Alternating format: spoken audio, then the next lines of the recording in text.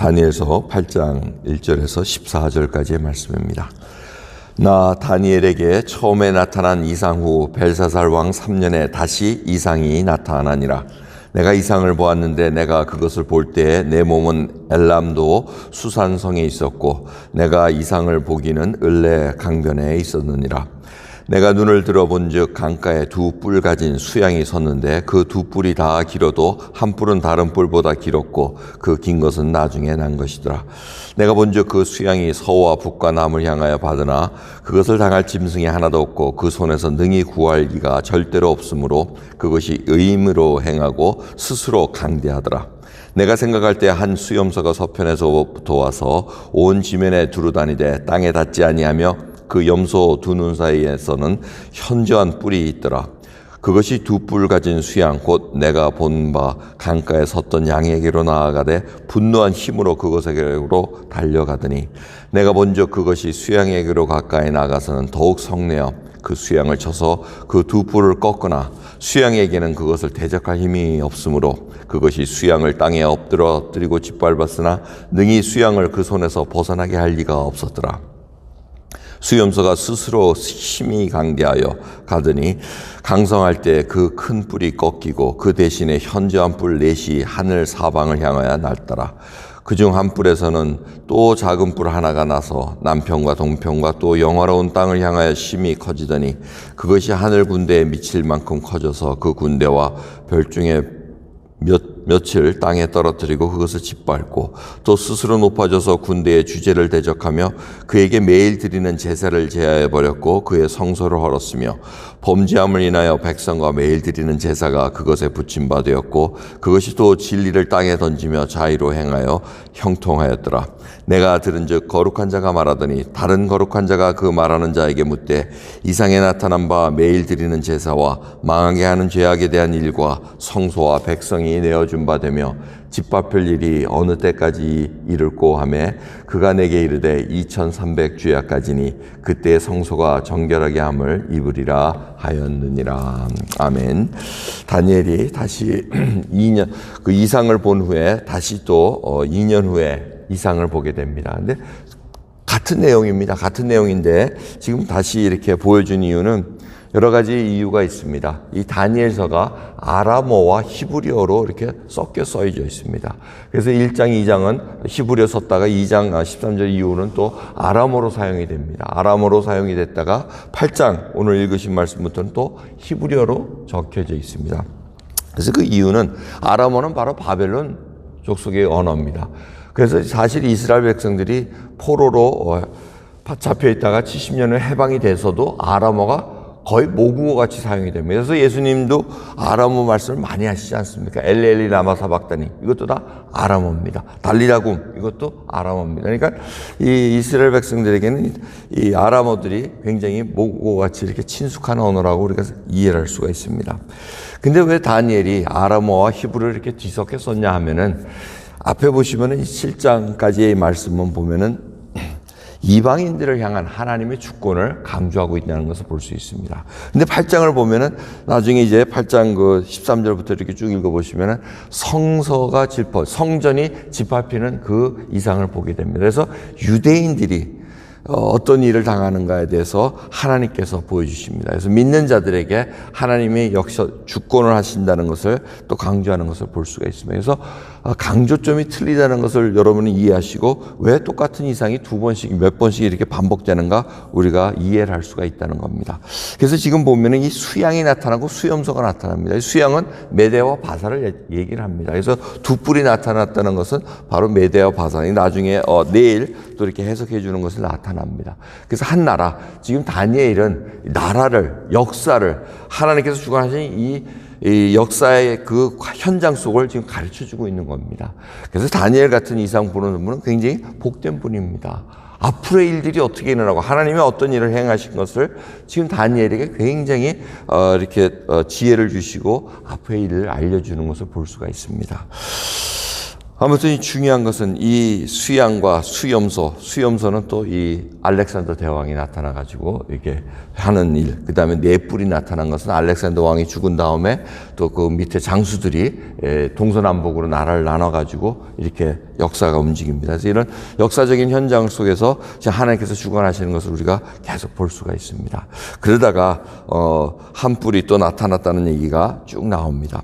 근데 중요한 것은 그 중에 한 장수가 와서 성전을 짓밟습니다. 그래가지고 제우스 신을 섬기게 하고, 그 다음에 돼지를 이렇게 막 피를 뿌리게 하고, 이래가지고 성전을 더럽힌 일이 일어났습니다.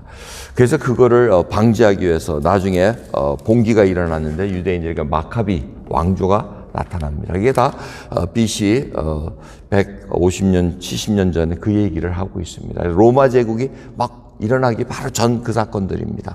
그래서 우리가 잘 아는 한우카, 수전절, 그게 바로 지금 오늘 본문 읽은 말씀에 이렇게 나타납니다.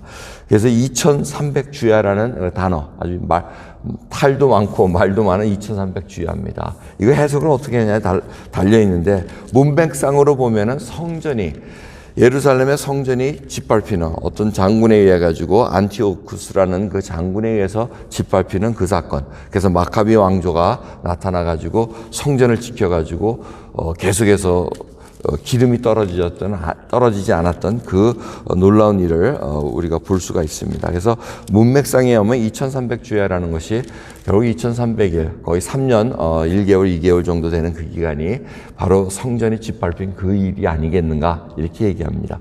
근데 어떤 다른 잘못된 곳에서는 이것이 재림이라 그래가지고 하루를 1년으로 성경이 봅니다 하고 그냥 그렇게 해석을 해놓고는 2300년 해서 1844년에 다니엘이 본 이상부터 2300년 따져가지고 1844년에 주님이 재림하신 자 그래서 그때 재림론에 대해서 많이 일어났던 일들이 있었습니다. 그래서 이런 2300주야 뭐 이런 숫자를 가지고 굉장히 문자 그대로 해석을 해가지고 낭패를 보는 일들이 많이 있는 것을 우리가 항상 마음에 두고 있어야 됩니다. 그래서 이건 재림에 관한 얘기가 아닙니다. 분명히 성전이 더럽혀지는 그 일에 대해서 이상을 받기 때문에 거기에 맞춰서 해석을 해주는 것을 볼 수가 있습니다.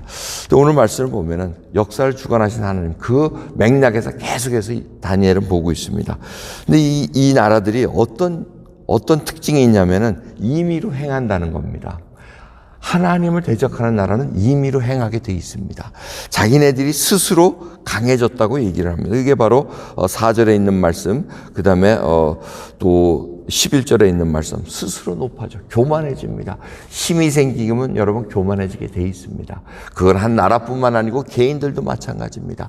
자기 힘으로 자기 스스로 막 하다 보니까 뭐가 잘 됩니다. 뭐가 높아집니다. 그러면 점점 교만해지게 돼 있습니다. 그래서 그 교만하면 어떻게 됩니까? 오늘 말씀 보면 11절 보시면은 군대의 주제를 대적하고 그에게 매일 드리는 제사를 제해버리고 결국 하나님을 대적하고 하나님의 그 섬기는 일들을 다 그냥 뭉개버린다는 얘기입니다. 다 망쳐버리게 하고 없애버리게 하고 그러므로 인하여 자기가 하나님 자리에 앉으려는 것입니다.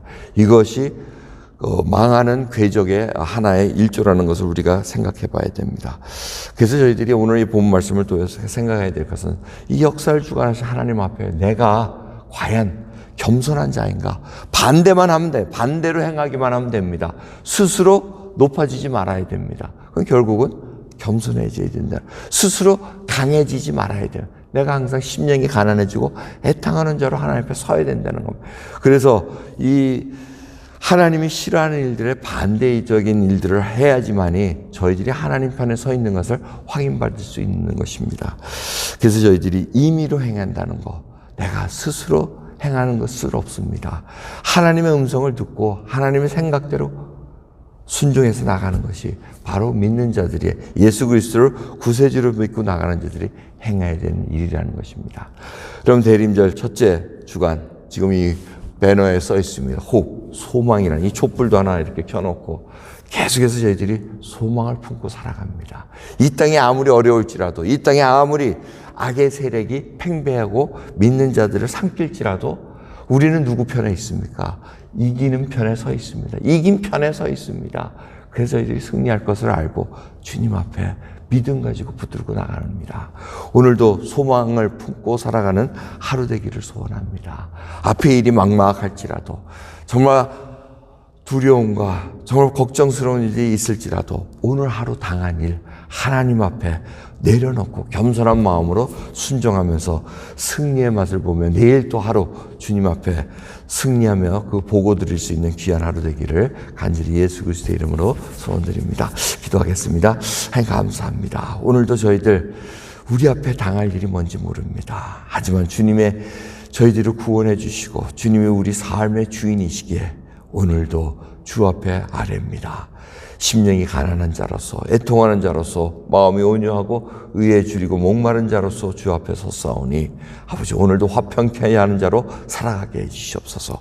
마음이 청결한 자로 살아가게 하옵시고 긍휼함을 베풀 수 있는 자로 살아가게 해주시사 의를 위해 핍박을 받을지라도 즐거워할 수 있는 저희로 인도해 주시옵소서. 감사드리며 우리 주 예수 그리스도의 이름으로 기도드리옵나이다. 아멘.